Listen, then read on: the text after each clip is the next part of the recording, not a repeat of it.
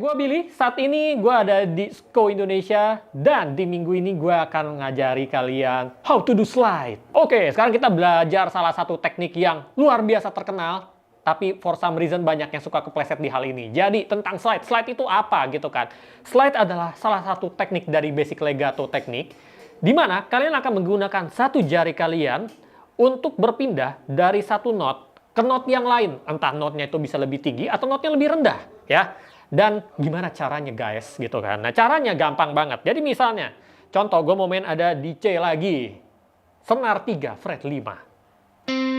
Dan misalnya kali ini gue mau maju ke D, ya. Jadi misalnya gue mau ke not sini.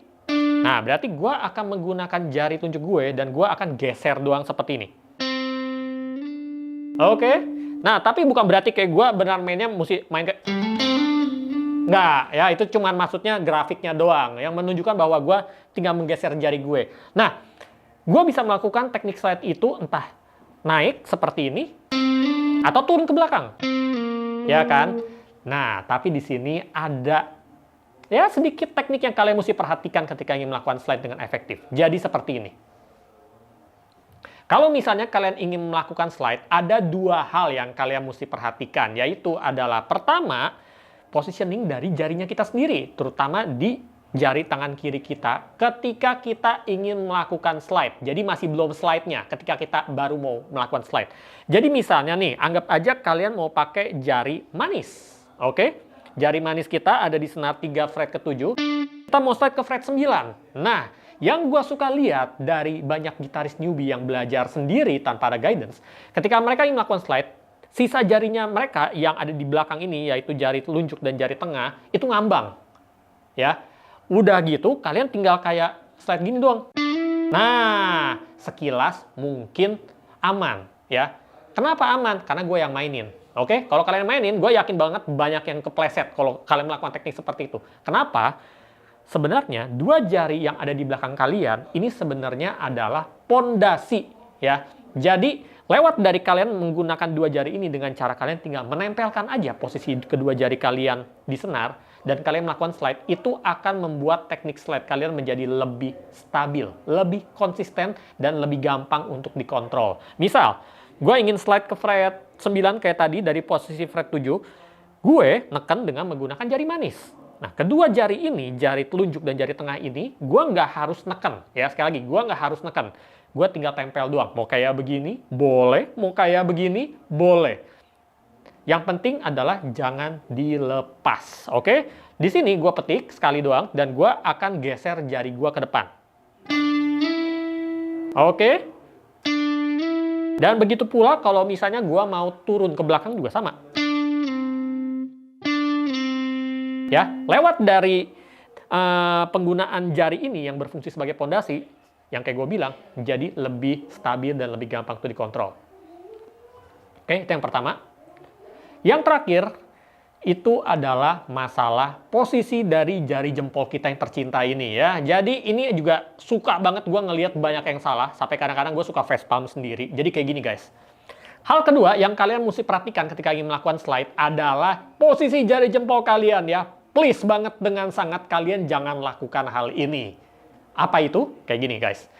Gue sering banget ngeliat ya, banyak banget yang newbie kalau ingin melakukan slide, itu entah gimana ceritanya, jari jempolnya bisa nge-fly. Ya. Jadi kayak begini, kalau misalnya kalian mau slide, jari jempolnya dilepas seperti ini guys. Luar biasa. Terus kalian slide. Kayak gitu kan. Udah jari jempolnya ngelayang, dua jari di belakangnya ngelayang. Good luck. Ya. Nah jadi, yang betul itu adalah jari jempol kita itu mesti stay nempel di neck-nya. Jadi kalau kita mau slide, lihat, nempel kan? Nah, tapi di saat bersamaan ada satu lagi yang kalian mesti perhatikan. Kalau misalnya kita ingin melakukan slide yang jaraknya pendek, ini jari jempol kita jangan ikutan ngegeser juga. Ya, karena gue juga sering banget ngelihat banyak yang seperti itu. Misal, gue mau slide dari fret 7 ke fret 9, ini kan jaraknya pendek, ya nggak? Jari jempol gue nggak usah gerak, tetap stay di situ. Dan begitu pula kalau gue mau slide ke belakang. Nah, tapi kalau jarak ke belakang mungkin agak sedikit awkward kan?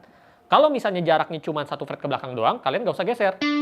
Tapi kalau misalnya sudah sampai fret kedua ke belakang, kalian tinggal geser. Nah, itu nggak apa-apa ya. Jadi itu aja sih untuk konteks dari teknik slide. Nah, ini adalah contoh latihan untuk slide ya. Cara latihannya sebenarnya gampang banget, tapi annoying. Seperti ini guys. Jadi misalnya gue ingin melakukan slide. Nah, ini gue sekarang akan latihan slide-nya dengan menggunakan 4 jari kita yang tercinta ini ya. Jari telunjuk, jari tengah, jari manis, jari kelingking. Nah, kita start lagi dari senar 1 fret kelima pakai jari telunjuk. Nah, di sini gue akan melakukan slide pertama itu dari fret 5 ke fret 6. Jadi satu fret doang. Nah, ketika kalian ingin melakukan slide, selalu perhatikan baik-baik posisi jari jempol nempel, jangan goyang atau jangan gerak tepatnya gitu ya. Dan kalian lakukan slide seperti ini. Petik, geser, set. Nah, berikutnya gue akan melakukan slide ke fret ke-7, berarti 2 fret ke depan. Nah, di sini kalau buat jari telunjuk, ini jaraknya masih termasuk acceptable dari segi jarak. Jadi, jari jempol kalian nggak usah gerak. Oke? Nah, ini adalah jarak slide yang acceptable untuk jari jempol kita nggak usah gerak mana-mana. Nempel di posisi yang sama. Nah, latihannya kayak gitu doang. Jadi,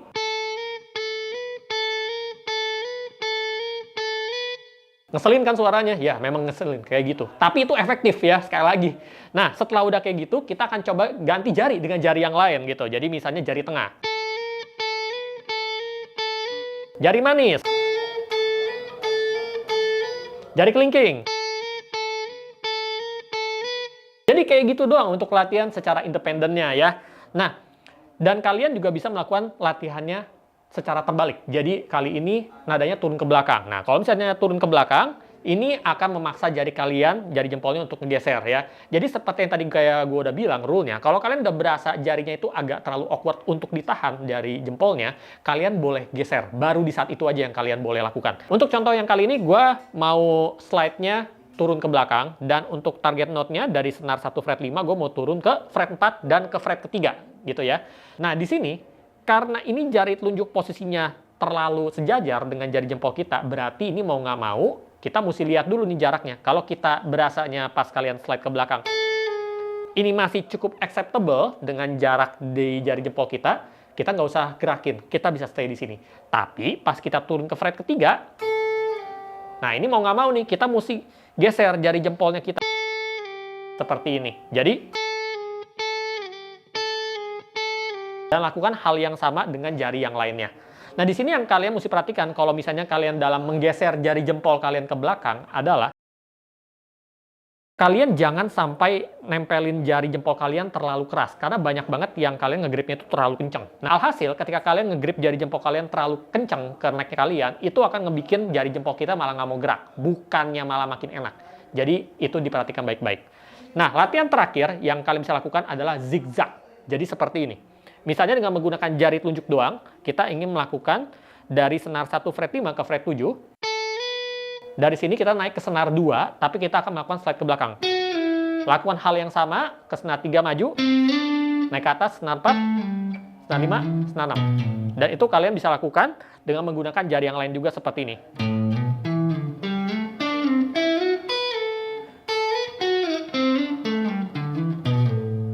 Kayak begitu.